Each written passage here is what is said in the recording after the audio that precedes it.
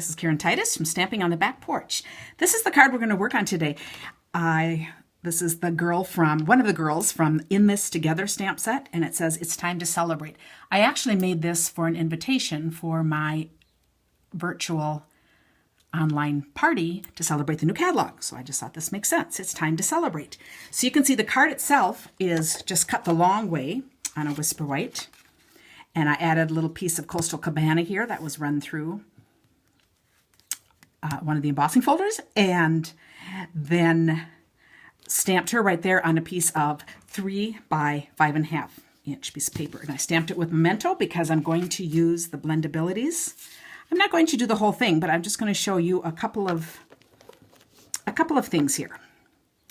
If you haven't used these yet, you'll see on the dress, I love it because you can get a lot of shading. You have to be really careful to open these. They're hard to open, and when you close them, you want to go straight in so it doesn't mess up the tip. I'm using the fine tip. I'm just going to show a little bit on the bottom of the skirt. The other thing that's interesting is you can go either dark to light or light to dark. My personal preference is to go dark to light. So I started there with the darkest, and I'm going to take the next one and using circles, go over that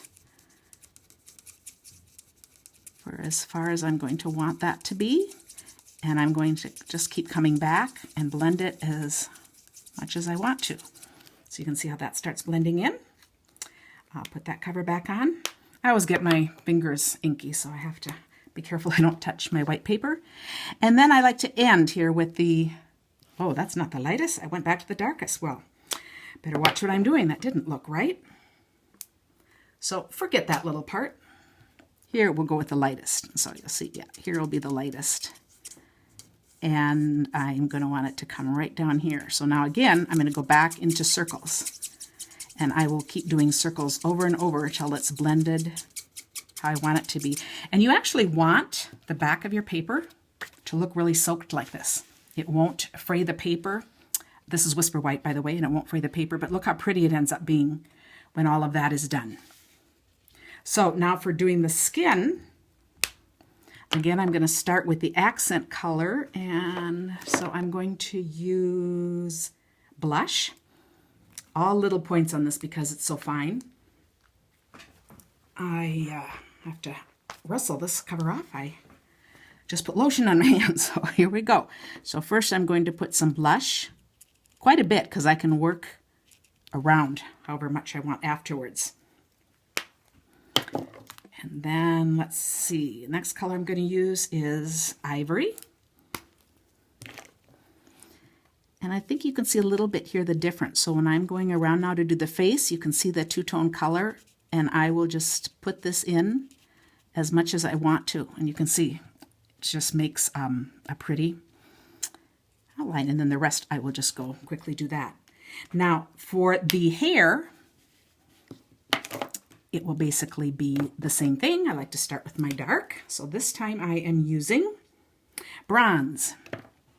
And if I wanted my hair dark, well, let's make it darker than the other one. I'll just add more bronze. So I'm going to add quite a bit of that.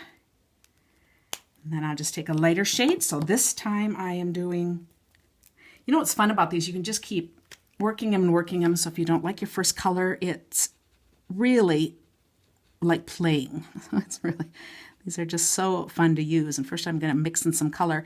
I don't mind if this is a little streaky because this could be hair streaks, or I can blend it all in totally. But I think this is enough to give you the idea here. So I think, so when she's all colored, you can see I just added a couple of sequins, and there I have my fun party invitation. Thank you for watching. Karen Titus, Stamping on the Back Porch.